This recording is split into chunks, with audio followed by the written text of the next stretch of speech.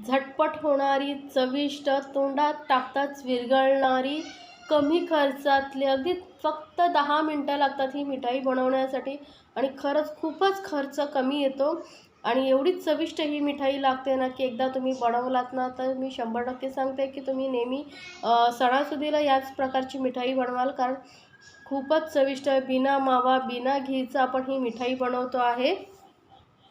दिसायला जेवढी सुंदर आहे तेवढीच चविष्ट अशी ही मिठाई आहे. तर बघूया आपण कसं बनवायचं आहे. तर मी इथे घेतलेले आहेत 8 बदाम.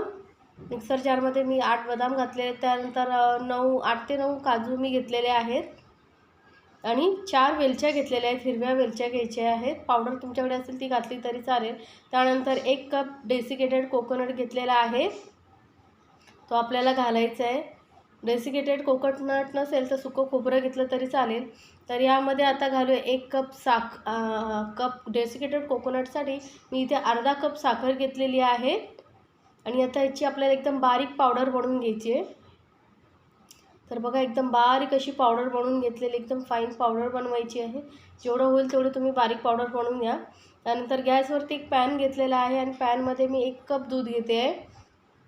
मेजरमेंट आता तुम्ही कुठलाही घरातला कप घेऊन त्याने घेऊ शकता आणि पूर्ण साहित्याची माहिती मी डिस्क्रिप्शन बॉक्समध्ये दिलेली आहे, तिथे जाऊन पाहू शकता.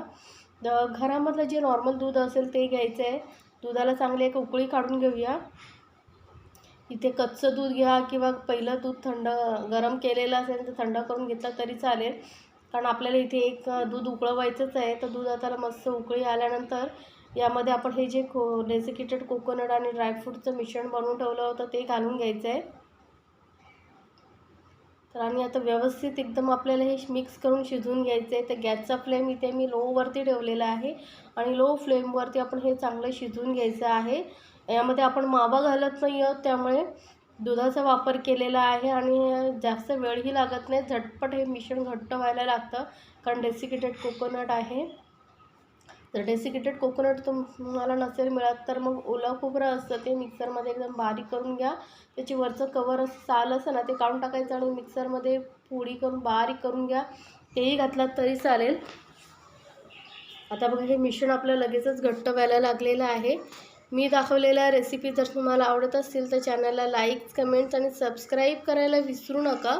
सोबतच बेल आयकॉनवरतीही क्लिक करा, म्हणजे माझ्या नवीन रेसिपीची नोटिफिकेशन लगेचच तुमच्यापर्यंत पोहोचेल.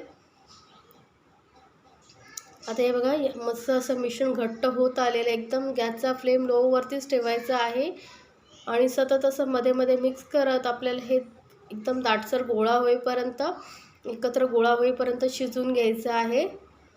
आता याचा थोडासा लाईट कलर आहे म्हणून मी यामध्ये थोडासा कलर घालणार आहे, फूड कलर.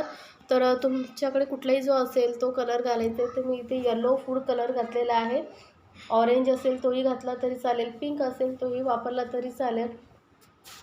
आता कलर घालून आपण हे मिक्स करून घेणार आहोत, किंवा विदाऊट फूड कलर तुम्ही बनवलात तरी चालेल. आता मी इथे ड्रायफ्रूट्समध्ये काजू आणि बदाम दोन्ही घेतलेले आहेत. जर तुमच्याकडे बदाम नसतील तर नुसता काजू घेतला तरी चालेल किंवा नुसते बदाम घेतला तरी चालेल. आता हे एकदम मस्त असं बघा मिश्रण घट्ट होत आलेलं आहे. तर अजून थोडा वेळ 1 मिनिट आपल्याला अजून शिजवावं लागेल. असं व्यवस्थित एकावर एक असं घडी होईपर्यंत आपल्याला बघा असं फोल्ड केल्यानंतरचं फोल्ड झाला पाहिजे इतपत आपल्याला हे शिजवून घ्यायचं असं, म्हणजे व्यवस्थित बर्फी जी आहे ती सेट होते. तर आता हे आपलं मिश्रण तयार आहे. तर मी गॅस बंद करून हलकं थोडंसं कोमट करून घेऊया. तोपर्यंत मी काय केलं, हे एक असं टिफिन वगैरे किंवा डबा तुमच्याकडे जे असेल ते घ्या.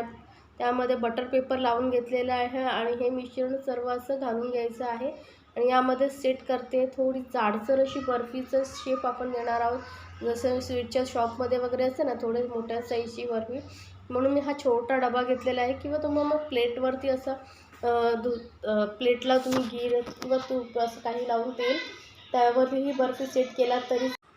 आता हे व्यवस्थित व्यवस्थित करून घ्यायचं आहे, इक्वल असं प्लेन करून घ्यायचं आहे आणि बस सुरीनं हलकं हलकं वरून आपण मार्किंग देऊन घेऊया, म्हणजे आपल्याला पीसेस कट करायला इझी होईल.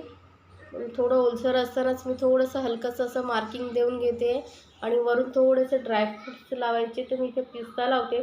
म्हणजे कसं नंतर मग सेट झाल्यानंतर आपल्याला ड्रायफ्रूट्स आतमध्ये व्यवस्थित बसणार नाहीत, म्हणून थोडंसं हलकासा सेट व्हायच्या आधीच आपल्याला इथे ड्रायफ्रूट्स लावून घ्यायचे आहेत.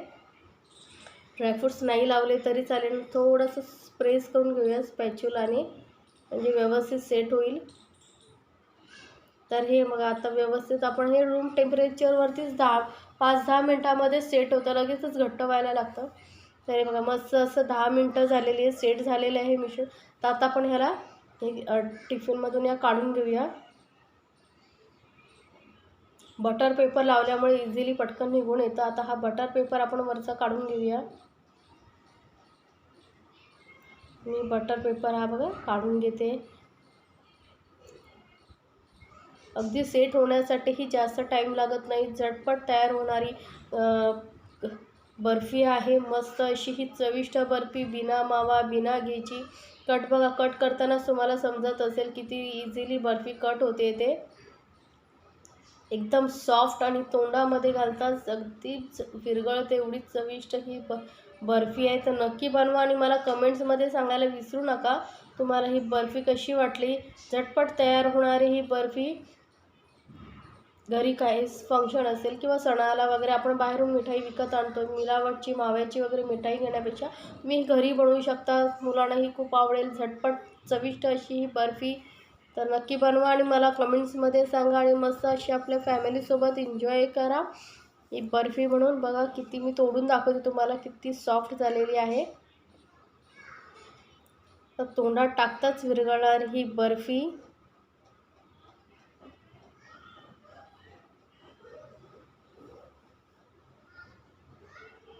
कमी खर्चामध्ये, कमी साहित्यामध्ये तयार होणारी झटपट बिना मावा बिना घीची ही जबरदस्त, बिना चाशणी, म्हणजे पाकही करावा लागत नाही, बिघडण्याचा अजिबात चान्सेस नाही, झटपट तयार होणारी ही बर्फी